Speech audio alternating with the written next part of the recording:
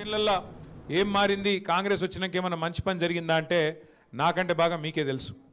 ఒక్క మంచి పని చేయలేదు. లేకపోగా ఇంకా మీదికెళ్ళి ఇల్లు గులగొట్టుడు, గలీజ్ గలీజ్ పనులు చేసుడు, వాళ్ళ సొంత ఆస్తులు పెంచుకునేందుకు మంత్రులు ముఖ్యమంత్రి గల్లాలు పట్టి కొట్టుకున్నాడు తప్ప చేసిన ఒక్క మంచి పని కూడా 2 నెలలు లేదు.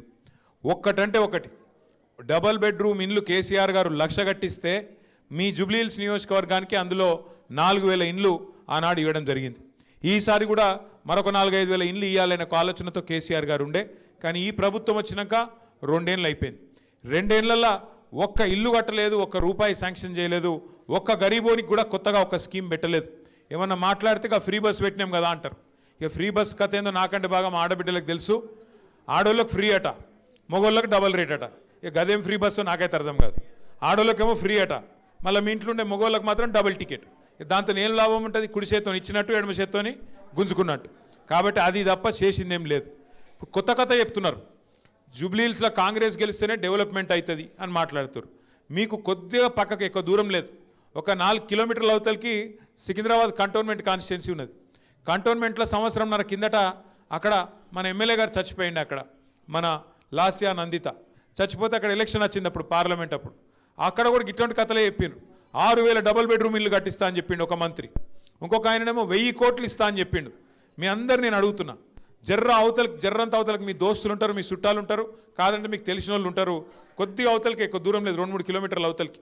ఒక్కసారి కంటోన్మెంట్లోనే అడుగురి. గెలిచి డబ్బల ఓట్లు పడ్డాక ఈ రోజు వరకు రూపాయి శాంక్షన్ అయిందా ఒక్కసారి అక్కడ ఉన్న వాళ్ళని అడగండి. దాన్ని బట్టే మీకు మొత్తం ముచ్చట అర్థమైపోతుంది.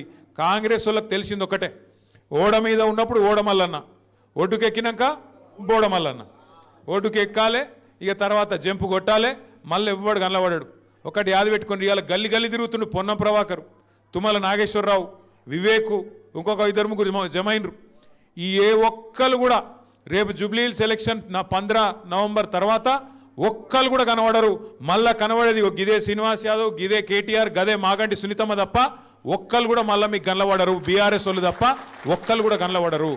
మీరు కార్పొరేటర్ ఎన్నికల్లో గెలిపించింది బీఆర్ఎస్ని, ఎమ్మెల్యే ఎన్నికల్లో గెలిపించింది బీఆర్ఎస్ను.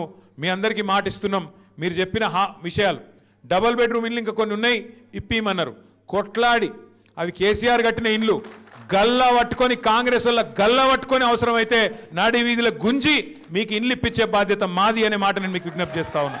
భయపడే అక్కర్లేదు, భయపడే అవసరం లేదు, ఎవరి మెహర్బానీ మనకు అవసరం లేదు. బరాబర్ ప్రజాస్వామ్యంలో ప్రజలే న్యాయ నిర్ణేతలు, ప్రజలే కింగులు. కాబట్టి మీరు ఏది కావాలనుకుంటే గది చేయాల్సిందే గవర్నమెంట్. గల్లవట్టి తీసుకుందాం, భయపడే అవసరం లేదు. తప్పకుండా భవిష్యత్తులో వడ్డెరలకు రాజకీయంగా ప్రాతినిధ్యం ఇవ్వడానికి అన్ని రకాలుగా పెద్దలు కేసీఆర్ గారితో మాట్లాడి శాయశక్తిలో మా ప్రయత్నం చేస్తాం. చివరికి నేను చెప్పేది ఒకటే ఒక్క ముచ్చట, ఇవాళ కేసీఆర్ గారు ఎన్నడూ కూడా మతం పేరు మీదనో కులం పేరు మీదనో రాజకీయం చేయలే. గరీబుల తిరిగి చూసిండు. అందరి గరీబుల కడుపు నింపే ప్రయత్నం కేసీఆర్ గారు చేసిరు. 200 ఉన్న పెన్షన్ను 2000 చేసిండు.